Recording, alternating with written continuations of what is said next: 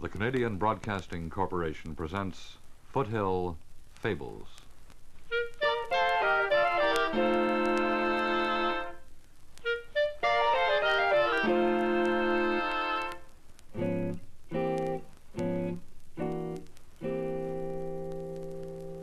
Professionally as a doctor and amateurishly as a simply curious human, I've always been interested in knowing where a given man has spent his most sensitive and litmus years, the first 10 of his life. This is important, like the first throw of dice in a game of craps, and it seems to me as though a man or a woman must spend the rest of his years making that first number. Except that in this game, the numbers are pretty generally hard ones, like boxcars or a 3. I suppose the numbers that some people have are easier than those of others. I'd often thought that Donald Armstrong was trying to make only an 8, say.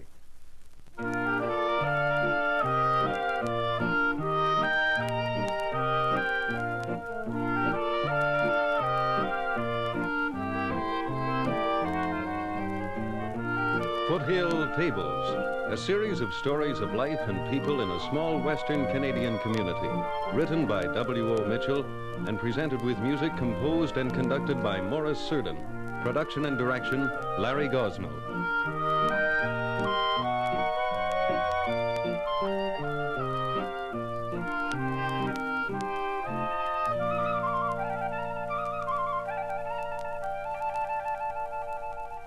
Here, then, is the 13th story, The Trophy, by W.O. Mitchell.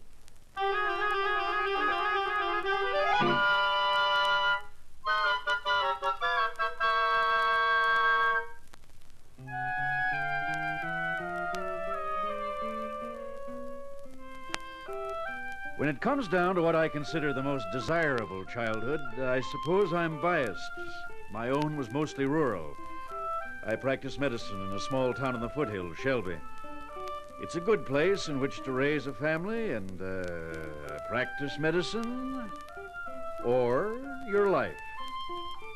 The poetry of earth is loud here for a growing boy or for an adult. Sadie and I have never regretted our choice.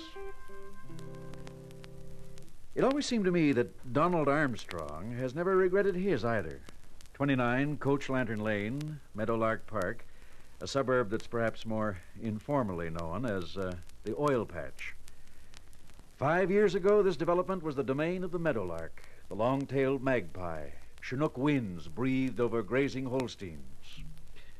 Now, a split-level home there is a very real social prize. Not an easy one financially. Sadie and I drove up for the housewarming 4 years ago. Not a jammed and frenzied affair, just a few friends. Over a dozen swimming pools. Of course, the trees are just adolescent sapling. No nests in them yet. There's already a home and school. We know most of our neighbors. They're in the winter club or the petroleum club, real estate, like me, machinery, oil, professions. Don't let it fool you, Bruce. Still the same old jungle. Jungle? Why, it's lovely. The house is just lovely. That's Nora's taste, mostly. That's a funny thing to say, jungle. Meadowlark Park is red of tooth and claw. Look at Mrs. Getz tearing at the earth to get her bedding out plants in by the 24th. The other side of the grape stake fence, Marg Kilgore spearing at her compost heap. The Kilgores are organic. When the compost turns just right, Charlotte will take the station wagon to meet Joe on Flight 831, his return from Dallas and company headquarters, with perhaps a new drilling contract. Over in the Tregillis backyard and patio, all this morning, the jungle beat of tom-toms, while young Joy dried her hair and lacquered her nails. You know it was the top 10. But they all had the same beat as the Stony Bear dance. Did they? Mm-hmm. And tomorrow morning, early, 9 ransoms, Harvey in the lead, the 7 children strung out and Helen behind, tall with the erect grace of a Congo queen as they file to the station wagon and begin their safari to early mass. Mm-hmm. Then, as the sun slowly sinks to rest behind yonder majestic jumble of Canadian Rockies, the fires will be lit and countless threads of smoke will rise from backyards and patios. Charcoal broiled steaks, all very rare, just enough to warm the raw kill.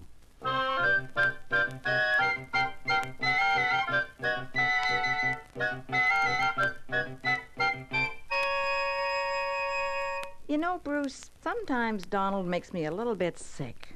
Does he? Yes, he does. You know, a new, lovely home like that, the nice things Nora's done with the decorating.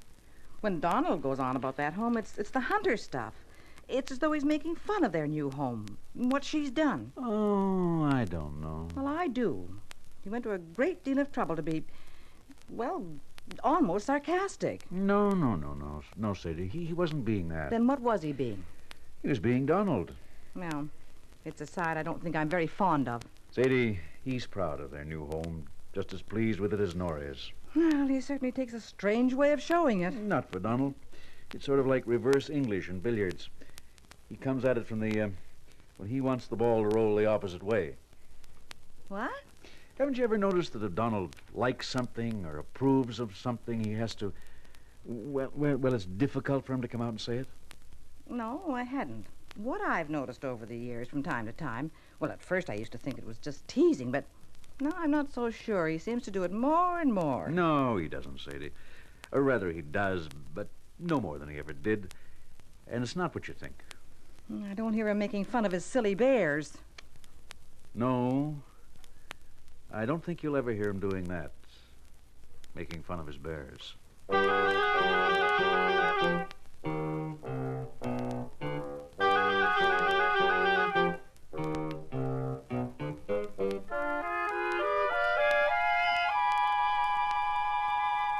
However, to get back to those definitive years, the first 10, mine was a prairie vista. Hot summers for a boy breaking off sensuous fragments of August on the slippery clay banks of a muddy stream that tasted of earth. An elastic leech fattened his purple body on a leg or a belly. The dry and furry husk of a dead gopher. A small-town street, thirsting with fine dust, jubilant with bounding tumbleweed in off the prairie. Not so with Donald Armstrong, city sparrow, born and raised in the Elbow Park section of the city, the red brick, turreted and crestollated house that is now a nursing home, spiraling staircase, dumbwaiters, maids, crystal chandeliers, Vancouver Island boarding school before university, his father's real estate firm. A slight, light man, now soft-spoken, pale eye and sandy, rather fine hair. Somehow Donald has always given the impression of an untested man. I think that there are people whom life, aside from the courageous act of everyday living, whom life does not test. Except perhaps for his childhood fear of the dark, I imagine that Donald has been rather innocent of fear. A tuberculous wrist from the age of 12 denied him an athletic adolescence or later experience of war.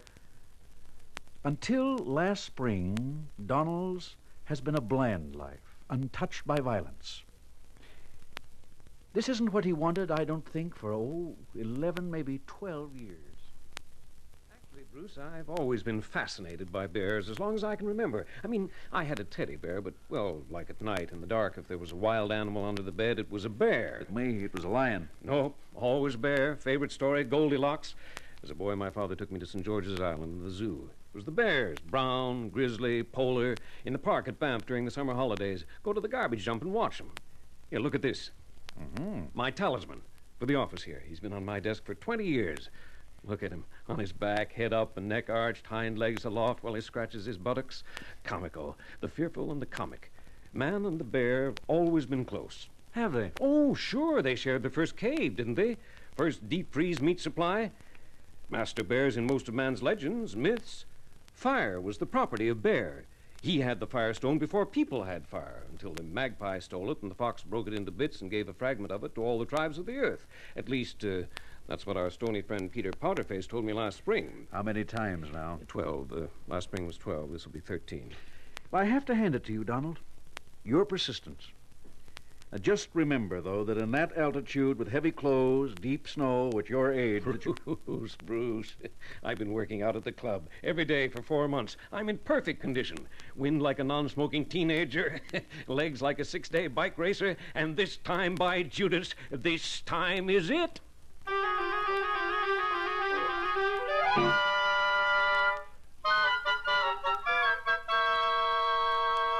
No, I don't think I'll ever really understand Donald. Nora phoned today. Did she? She always does. Every year. He's leaving today. Mm-hmm. Why? Hmm? Why is he... Why does he... Why has he for the past 15 years... 13. Why does Donald have to... Is he compelled to go bear hunting every spring? I don't know. I don't know that he's compelled to go. No, he is. Yes, he is. A lot of men hunt big game. Donald likes to hunt the only ones in America that can shoot back. The grizzly. Other bear hunters don't go at it like Donald, wait until they're middle-aged and then take up bear hunting. Donald's always been interested in bears. Well, why should he be so anxious to get a bear? He's so balanced in other ways. Well, what has balance got to do with it? Well, this great hunter business isn't proof of a balanced person. Hunting is the most natural thing for... Primitive man. Oh, a lot of civilized males do it. Males. Sadie, that sounds a little like a term of contempt. Well, you don't catch women trekking off every year to knock over a grizzly. Yes, that's right. I suppose you're right. Bear hunting is largely a male pursuit, just as Petty Point is female. Well, it worries Nora. Does it? It always has. Well, then I suppose she must be a typical bear hunter's wife. For all I know, that may be what compels grizzly bear hunters to hunt grizzly bears. What? Desire to drum up wifely concern for their hides. The grizzlies? Husbands. But do you think that's why Donald... No, I don't think so. I don't know, really, Sadie. This bear hunting is very special for him. He's built up quite a mystique about it. He's been looking for some sort of test, I think. Test? Mm-hmm. I suppose that Donald's a sort of limited Don Quixote, wanting just one test, one opportunity. Opportunity for what? To face violence, fear, be a hero. Why? Do you ever feel such a need? No, I don't think so. Why not? I don't know. Life seems to present me with enough tests, almost daily. I hear a crack about Hutterites and I feel I must disagree or correct. A patient dies. I recommend Alcoholics Anonymous. I'm tempted to cheat at solitaire. A person doesn't have to sally forth with a gun and bears. He doesn't have to seek it. It will come by, rooting and snuffing and rippling its great shoulders. It isn't shy. It doesn't wait for you to find him. He seeks you. And you try to remain decent and honorable. And, yes, brave.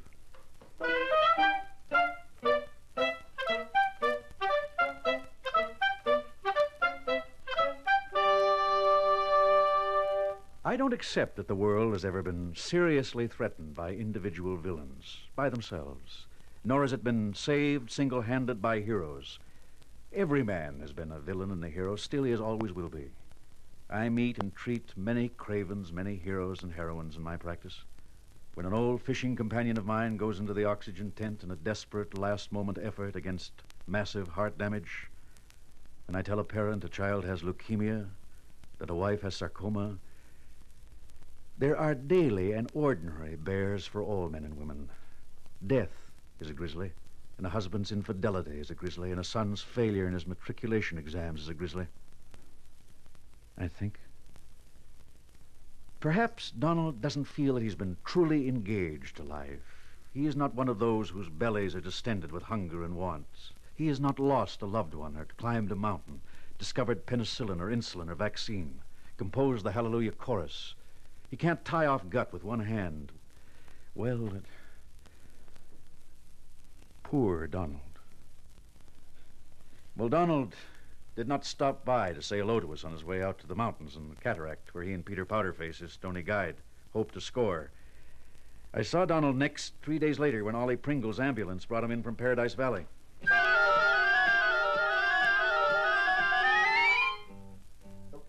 Doctors Harold and Formby came down from the city. We worked on Donald quite some time. When I'd left the operating room, I met Peter Powderface. Doctor, Peter. how's he? Oh, he's going to be all right, Peter. That's good. He missed. My gun misfired. Oh, he charged him. And it seems he reached him. Yeah. He shoot him from the hip many times. Yeah. Master bear. Beautiful master grizzly bear. Big one, eh? Oh, my. I never seen it. None of us Stonies never seen one like that before. He's at your place. Hmm? I skinned him out for him and salted him in case he didn't die from getting clawed. That hide will be a very important hide for Mr. Armstrong. Indeed. Indeed it will be, Peter. Maybe it would be very nice for him if you took it up to the city for him so they could tan it and dress it nice for him. Wouldn't that be a good thing for him to know about when he was getting better from getting clawed up? Yes, it would, Peter. Yes, I'll take it up to the taxidermist for him. It's probably just the thing he'll need. His trophy hide to give him a lift. The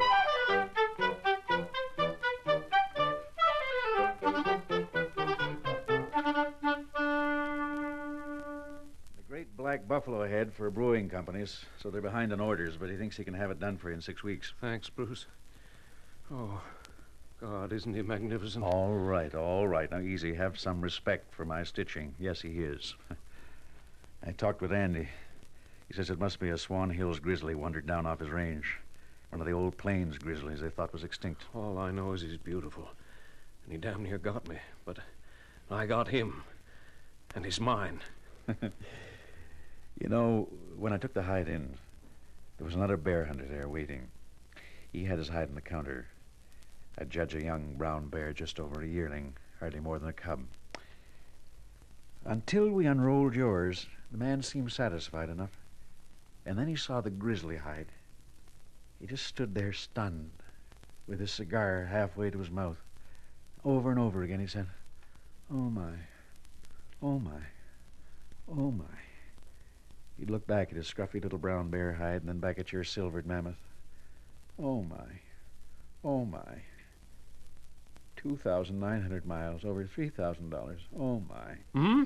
He was an American. He traveled that far. He'd spent that much on the trip and the guiding and the outfitting. Oh, my. Oh, my. Well, Donald, was it worth it? Yes. Yes, Bruce. Oh, yes.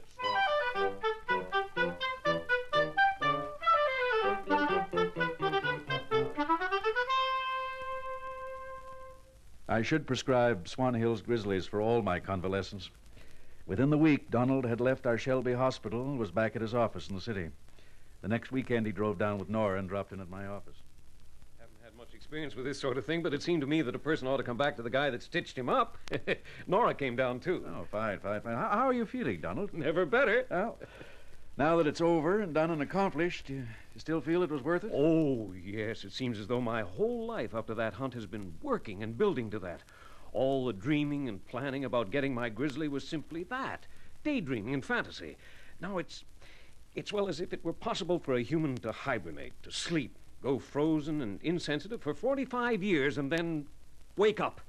That would describe how I feel. Mm-hmm. I'll never forget that first shot taking him. He simply exploded. Not just a roar, but visibly he puffed up. His every hair stood on electric end. I can't forget that moment ever. Can't you? No. You know, it was a perfect kill, Bruce. Well, I could think of a better one. One that didn't require 3 doctors and 2 weeks in hospital. No, that's it. There's a right and a wrong way to kill. And this was the right one. It was fair, and he nearly got me. And that sort of justifies it.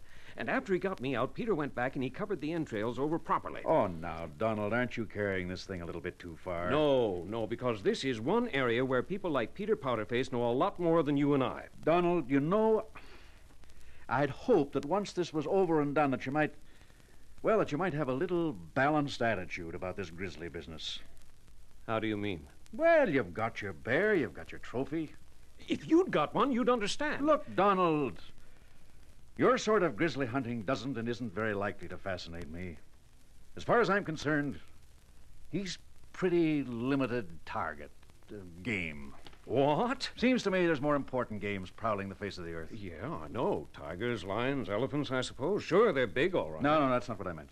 No, bigger, much more dangerous, more elusive game than that. Well, they don't come any bigger, more dangerous, or more elusive than my grizzly, let me tell you. Well, in a way, you should know, Donald. You should know. Now, before I forget or to change my mind, I want to deliver an invitation personally to you and Sadie for tomorrow evening. Think you can make it? Yes, I think so. I'll have to check with Sadie, of course. Okay, and if you can't make it, we'll slip it ahead a night or two. Oh, now, Donald, don't inconvenience yourself on our account. This is an occasion, Bruce, a special event, let me tell you. And it wouldn't be so special if you and Sadie weren't there. Well, it isn't your birthday, is it? I don't think your birthday No, nothing trivial like that. It's something really special. It's a grizzly party. A what? You heard me. It's a grizzly party. I've invited my closest friends to celebrate my grizzly. Then you'll see for yourself what I mean. The biggest, most dangerous. Oh, what a beast. Know of any bigger, more ferocious beast than a grizzly, eh? What did you mean when you said that, Bruce? It's nothing, Donald. I had no material, no actual game in mind. It seems to me that the grizzly that prowls after man, that menaces and threatens him, that must be stalked and slain, well, there are so many of them. Huh? Sickness, disease, man's own mortality. Oh, that. Man's inhumanity to man, ignorance, corruption. Sure. I suppose the hunt for them isn't so dramatic. There's no trophy to hang on your den wall or spread out on the floor. Come to think of it, Donald, these grizzlies started out in the first cave with man, too. Mm-hmm. You knock them over, Bruce, and take them to the taxidermist and get him to mount them and tan their hides, and then you... Well, hey, are you coming? Are you going to make it to my grizzly party, Bruce? You and Sadie to toast Donald's grizzly? Won't be a party without you. You coming? We will, Donald. We will.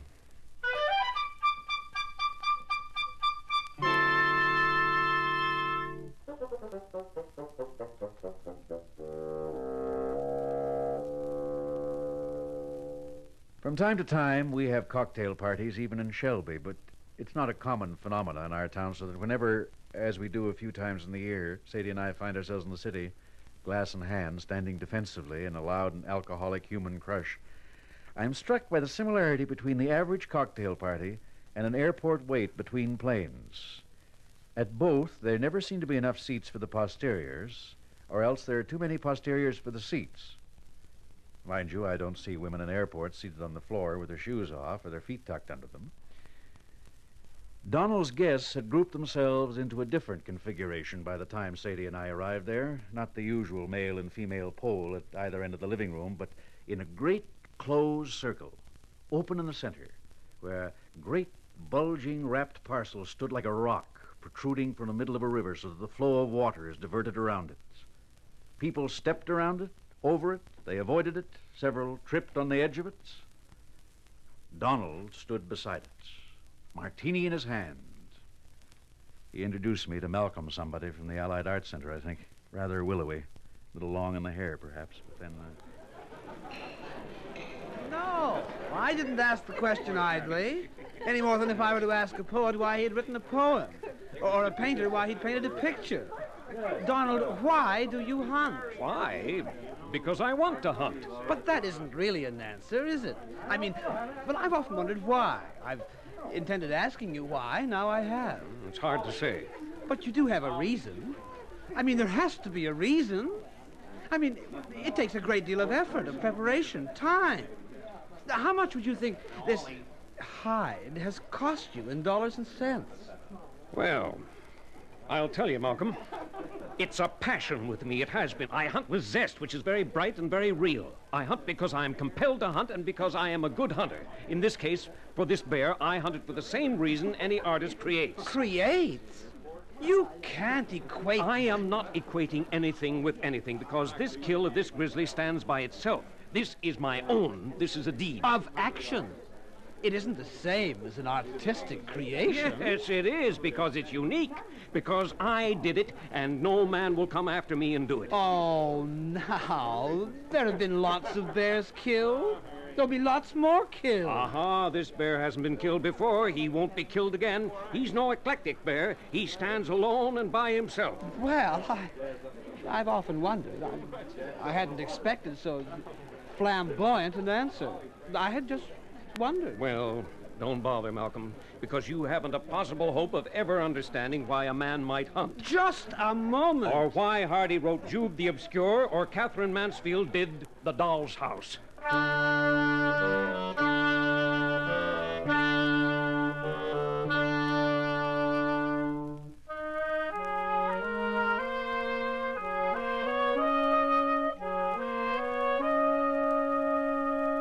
I remember thinking that this was the first time in over 20 years that I'd ever seen Donald Armstrong drunk, and rudely drunk at that. Yet finally, not long after, it wasn't too evident, as he stood with one foot on the parcel. My dear friends, come to my grizzly party. Thanks. And now, before we toast my... No, Harry, just the cord. Bruce, you help him hold the paper. Hold it closed, and when I tell you, then let it open. Before we toast, I'd like to make a few deep comments on the ways of the humans and the universe and society and grizzlies. Ladies and gentlemen, lady hunters and gentlemen hunters. Oh, Donald. Except Malcolm. And what he doesn't know is Master Bear was the first artist. He clawed the cave wall, and then man put his palm print there by the claw marks, and that was the first painting. And the bear started all that. Fellow hunters. Some of you didn't know you were fellow hunters. Hunting your commissions at the Petroleum Club watering hole, bagging your contracts at the Salt Lick, business lunch, laying your strategy for the big prize. You're either a hunter or a grazing animal. And since you're all successful, I guess you're my fellow hunters. And I know... All right, Harry, open it! Bruce, right out. Spread 'em right out. And now I ask you to toast with me, my grizzly. Hey. Is that it? No, grizzly. They were grizzly. Oh, now, Donald, what is that supposed to be? Isn't he cute?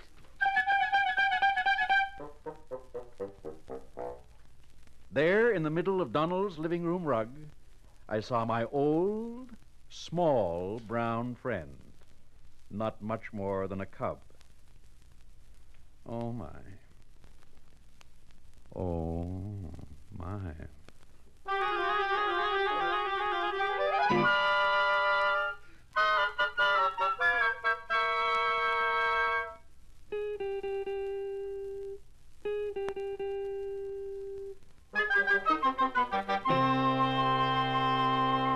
The trophy was the 13th and final item in our series of Foothill Fables, stories of life and people in a small western Canadian community, written by W.O. Mitchell and presented with music composed and conducted by Maurice Surden.